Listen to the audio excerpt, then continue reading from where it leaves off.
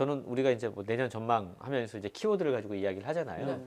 뭐 트렌드 서적에 나오는 키워드는 아닌데 이게 하나의 트렌드로 볼 수 있는 되게 중요한 키워드가 있는 것 같아요. 그러니까 빨리 감기와 요약본이라고 하는. 빨리 감기와 요약본. 예, 아, 나 예. 너무 확 와닿네요. 예. 네. 그러니까 얼마 전에 일본에서 나온 책이고 또 우리나라에 번역 출간이 됐어요. 그러니까 빨리 감기로 영화를 보는 사람들, 요즘 젊은 세대들이 제대로 뭐 2시간 이렇게 안 봐요. 못 앉아 그럼요. 있어요. 못 앉아 있어요. 근데 영상을 그렇게 소비하고 있다는 거죠. 근데 책도 과연 요즘 젊은 세대가 처음부터 끝까지 책을 볼 수 있는 사람이 얼마나 될까? 그러니까 책도 이제 요약본으로 본다던가 유튜브 같은 경우에도 영화라던가 뭐 책 요약해가지고 그렇죠. 설명해 주는 사람들이 얼마나 많아요. 그리고 다 막 구독자가 200만, 100만 막 이렇게 넘어갑니다. 그러니까 이제는 이제 그렇게 소비를 하고 있다라는 거죠. 근데 이 소비 패턴을 우리가 좀 주목을 해야 되고 사실 저는 우리가 이제 문학 얘기할 때도 우리나라에서 어느 순간 장편이 잘 안 나와요. 맞아요. 근데 이것도 여기와 관련이 그렇죠. 있다라고 저는 봅니다. 그러니까 어우, 짧게 보는, 짧은 시간 안에 빨리 소비하려는, 그러니까 시간에 대해서도 가성비를 추구하는 거죠. 이런 트렌드도 우리가 좀 주목해서 우리가 내년 전망을 할 때 대비해야 되는 그런 부분이 아닐까. 네.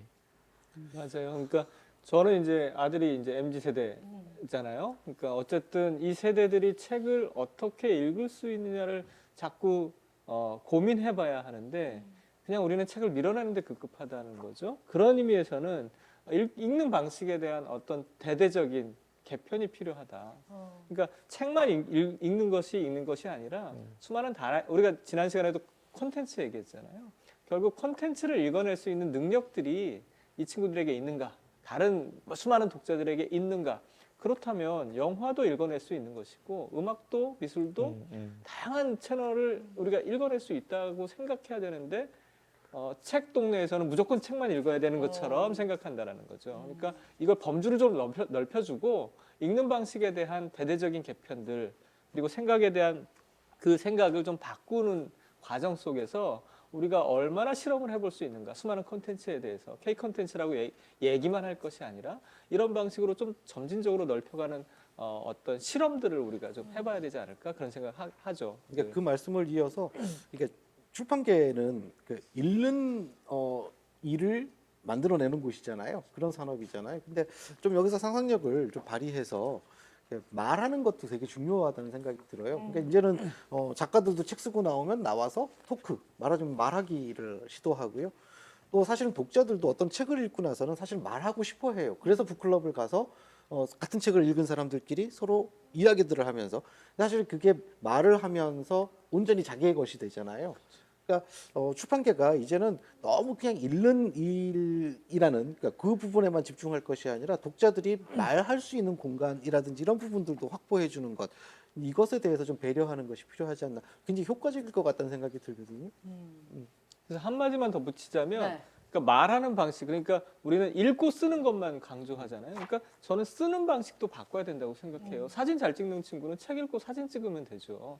글 안 되는데 독후감 계속 쓸 수는 없잖아요. 그래 맞아요. 책 읽고 그게 책이 아니어도 읽고 그림도 그려볼 수 있잖아요. 노래를 부를 수도 있고 이런 방식으로 읽고 쓰는 방식을 좀 해방시켜줘야 수많은 독자들이 읽는다는 행위가 쓴다는 행위가 그냥 단순히 갇혀있는 행위가 아니구나 이런 생각을 할 수 있는데 우리는 너무 읽고 써야 해 여기에 너무 갇혀있다라는 거죠.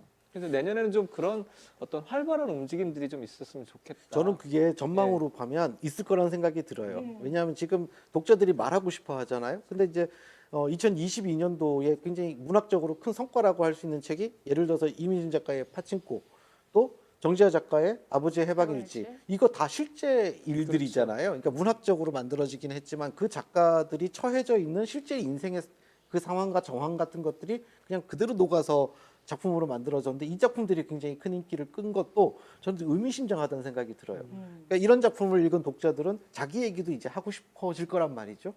또 여기 이런 욕구에 맞춰서 또 많은 작품들이 나오게 되고 또 좋은 반응을 얻게 되고 뭐 이런 것들이 하나의 어떤 트렌드나 어떤 하나의 조류를 이루게 되지 않을까라는 생각도 듭니다. 평균 실종이라는 하나의 키워드로 이렇게 끝에서 끝까지 다방면이 전부 다 왜 실종이 되었는지 실종이 되니까 또 큰 출판사는 큰 출판사대로 뽑을 수 있는 직원이 많은데 1인 출판사나 작은 출판사는 오려고 하는 사람도 없고 하다 맞아요. 보니까 그 젊은 빈 세대에 대한 의견도 들을 수 없고 하니까 또 어떻게 좋은 작품들을 고를 수 있는 힘도 없어지고 이게 또 어떻게 되다 보니 여기로 또 평가가 되고 그리고 각 덩어리 세대들마다 어떻게 공부했는지 이에 따라서 또 해석이 다르잖아요. 우리는 전쟁 겪은 할머니하고 지금 블루투스로 살고 있는 애기들하고 같이 전 연령대가 살고 있는 나라입니다. 맞아요. 말씀하신 것처럼 그들이 어떻게 읽는지 리터러시 방법이 어떻게 달라졌는지도 연구해 볼 만하다라는 그럼요. 생각이 예. 듭니다. 네. 자, 그러면 올해는 이제 출판 뭐 우리가 뭐라고 이게 뭐 이제 뭐 전망 이렇게 할 것도 없을 것 같아요. 지금 말씀하신 게 다 맞고 그러려면 연대를 하고 얘기를 계속 하고 서로의 개인성, 개인적인 것들을 인정을 해야 하는 게 아닌가 하는 생각이 듭니다.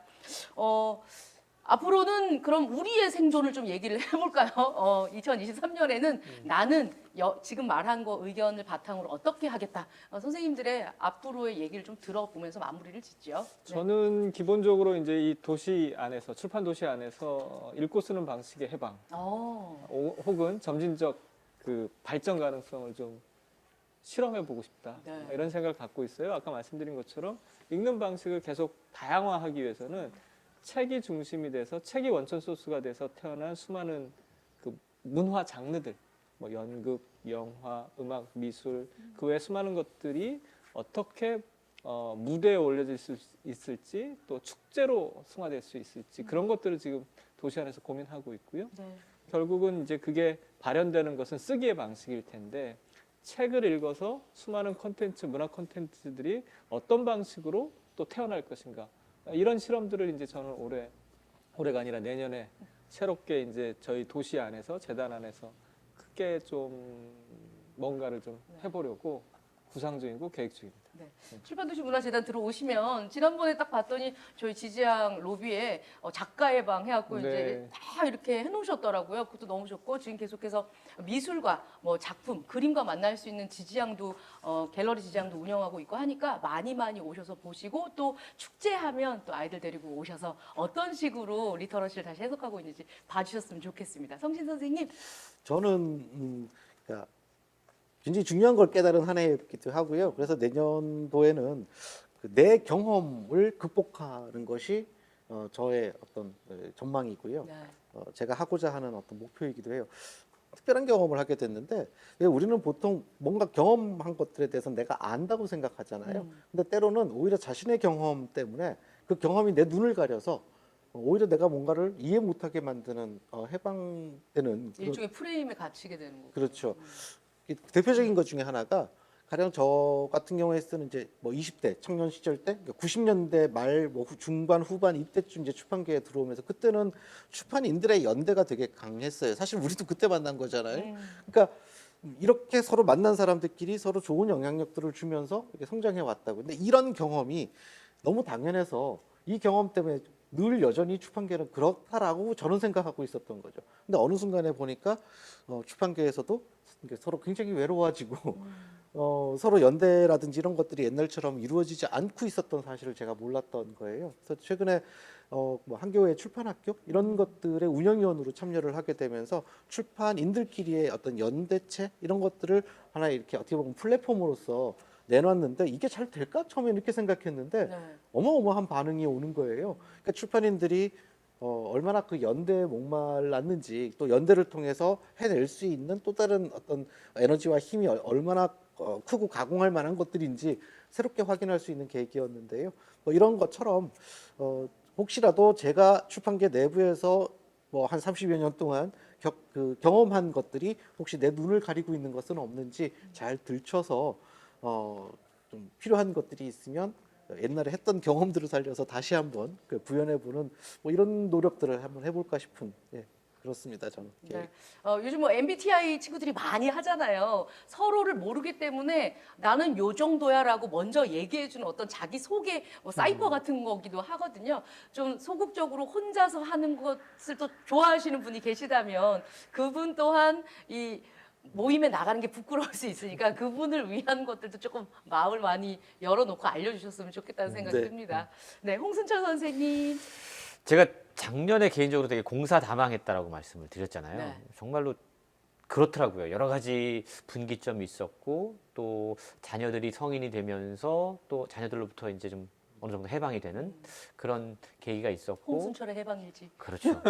앞자리에 숫자가 바뀌면서 아 이제 삶에 대한 새로운 어떤 목표, 비전 뭐 이런 것들을 생각해보는 여러 가지 계기들이 있었습니다. 그래서 제가 이 업계에서 일을 하면서 저는 저의 정체성을 타화수분이라는 단어로 표현을 했거든요. 항상 꽃씨를 전달하고 꽃이 피게 하고 어디선가 이런 역할을 해야 돼. 나는 벌이다, 나비다.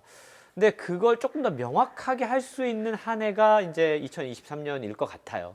그래서 더 많은 사람들을 연결하고 또 이게 여기서는 가치가 없는 일이지만 저쪽에 가면 또 가치가 있는 일이 될 수도 있고 네. 또 평가가 다르게 나올 수 있고 그래서 더 활발하게 콘텐츠를 연결하고 꽃이 피게 하고 또 뭔가 좀 무가치한 일들을 가치 있게 만들어내고 그런 일들을 더 활발하게 해야겠다라고 그런 기대 같은 것들을 내년에 갖고 있습니다. 네.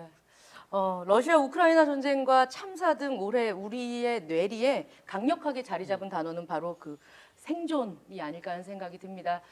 평균 실종 한 그 사이에서도 우리 모두는 생존하고 있고 또 열심히 생존하기 위해서 노력을 하고 있습니다. 우리 많은 평론가 선생님들도 그렇게 하고 계실 거라고 믿고 있고요. 한 치 앞도 할 수 없는 우리 미래 2023년은 또 어떤 바람을 몰고 우리에게 찾아올까요? 출판계 변화를 예측해 보면서 함께 이야기 나눠봤고 전망도 함께 해봤습니다. 2023년 출판계 전망 지금까지 함께 진행한 저는 코미디언 서평가 남정미였고요. 함께 해주신 분들은요. 장동석이었습니다. 김성신이었습니다.